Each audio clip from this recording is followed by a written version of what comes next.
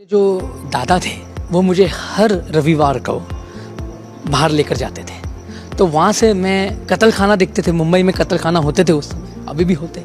कत्ल खाना में पिंजरों में मुर्गी रहते थे, बकरे बांधे रहते। हम हर हफ्ते एक दो बचाते गए। और एक बार ऐसे हो गया, मैं 8-9 की उम्र में 400-500 हो गए थे पशु पक्षी घर पे।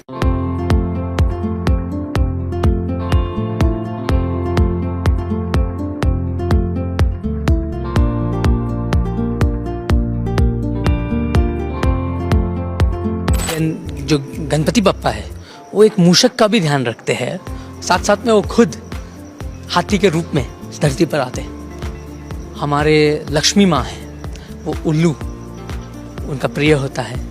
हमारा जो शिव भगवान है वो अपने गले में सांप हमेशा नागराजा को रखते हैं।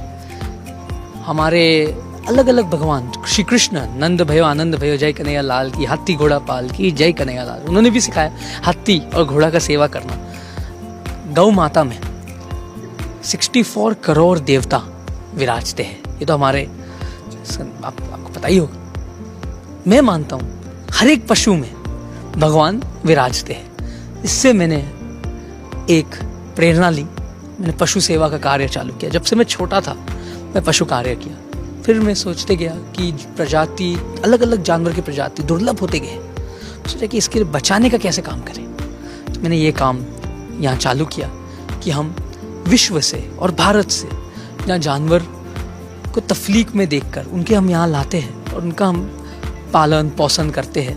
हमारे पास बहुत पशु चिकित्सक है, हमारे पास वैज्ञानिक है। हम विदेश से प्रोफेसर्स लाए हैं और उस हिसाब से हम आगे बढ़ने का काम कर रहे हैं। और ये जो आपने आज कार्य देखा, ये एक चिड़ियाघर नहीं है, ये एक सेवालय है। तो हमने एक सेवालय के रूप से ये बनाया गया है और ये हम जनता के लिए ज़रूर खोलेंगे। जनता को हम यहाँ से प्रेरणा लेने का मौका देंगे और एजुकेशन और जनता के लिए ये एजुकेशन का एक बहुत बड़ा रूप में एजुकेशन के लिए ये खोला जाएगा। तो मेरे जो दादा थे वो मुझे हर रविवार को बाहर लेकर जाते थे। तो वहाँ से मैं कत्ल खाना देखते थे। मुंबई में कत्ल खाना होते थे उस समय, अभी भी होते। कत्ल खाना में पिंजरों में मुर्गी रहते थे, बकरे बांधे रहते। हम हर हफ्ते एक दो बचाते गए। और एक बार ऐसे हो गया, मैं 8-9 की उम्र में 400-500 हो गए थे पशु पक्षी घर पे। मम्मी जो थे उनके बचपन में मम्मी ने 30-35 कुत्ते रखे थे। मम्मी हमेशा एक ही चीज़ कहती है कि इस दुनिया में या इस जीव में हम आए थे खाली हाथ और जाएंगे खाली हाथ। जो यहाँ रहेगा वो है जो पुण्य। तो उस हिसाब से मैं मम्मी से सबसे ज़्यादा प्रेरणा लिया और मम्मी ने मुझे ये सेवा का कार्य करने सिखाया। और आपको पता है, आपने तो आज देखा है कि इसमें हमारा कोई बिजनेस इंटरेस्ट नहीं है, तो खाली सेवा के हिसाब से हम कर रहे हैं। और ये एक पशु पालन सेवा का, पशु और पक्षियों का सेवा करना मेरे लिए ऐसे है कि मैं भगवान के चरणों में रहकर कुछ उसका सेवा कर रहा हूँ। क्योंकि रूबरू तो हमने भगवान देखा नहीं, पशु के रूप में ही मेरे लिए भगवान आते हैं।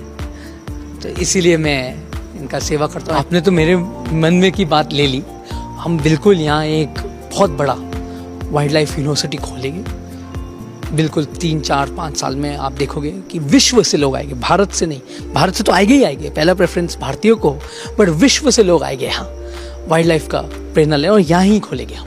जैसे आपको बोला जानवर पर है, जानवर जैसे सेटल हो जाए हम आम जनता के लिए बिल्कुल खोलेंगे। उनसे जनता को प्रेरणा मिले, जनता को एजुकेशन मिले, जनता को एजुकेशन प्राप्त हो और जनता भी ये एक, जैसे मैंने आपको कहा, ये मनोरंजन का एक स्थान नहीं है। यहाँ आप मनोरंजन के लिए नहीं, हमें यहाँ जानवर प्रति एक भावना पैदा हो, ऐसे काम के लिए हम ये खोलेंगे।